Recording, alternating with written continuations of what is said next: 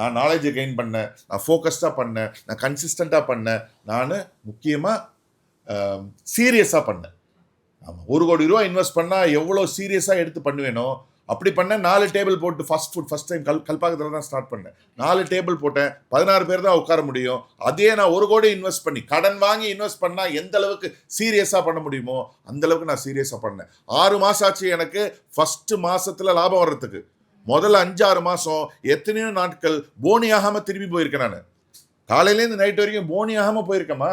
Just imagine. என்னோட ரிலேட்டிவ்ஸ்லாம் ஏன்டா உனக்கு இந்த பொழப்பு, ஒழுங்காக ரியல் எஸ்டேட்ல நீ மீடியேட் பண்ணிட்டு இருந்த, அதில் கொஞ்சம் சம்பாதிச்சுட்டு இருந்த, ஏன் அதை விட்டு நீ இதை பண்ணுறன்னுலாம் கேட்டாங்க.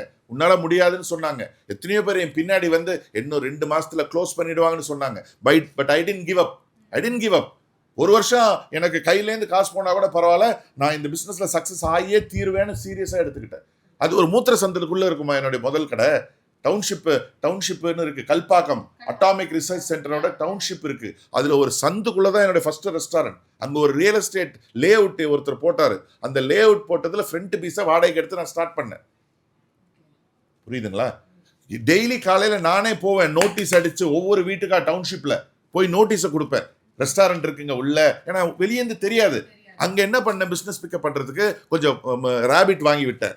கொஞ்சம் இந்த பெர்ஷியன் கேட்ஸ் எல்லாம் என் ஃப்ரெண்ட்ஸ் எல்லாம் வளர்க்க முடியலன்னு சொன்னாங்க. அதெல்லாம் எடுத்துட்டு கொண்டு வந்து அங்கே வச்சேன். குழந்தைங்க ஒரு 2-3 பேர் வர ஆரம்பிச்சாங்க ஃபேமிலியோட. அவங்க போய் 4 பேர்கிட்ட சொல்ல ஆரம்பிச்சாங்க. அது 40 ஆச்சு. அதுக்கப்புறம் ஒரு ஸ்டேஜில் அந்த இடத்த நானே சொந்தமாக வாங்கினேன். இன்னைக்கு வந்து பார்த்தீங்கன்னா 400 பேர் 500 பேர் ஒரே நேரத்தில் உட்காந்து சாப்பிட்ற அளவுக்கு அந்த இடம் பெருசாச்சு. எப்பவுமே ஃபுல்லாக இருக்கும்.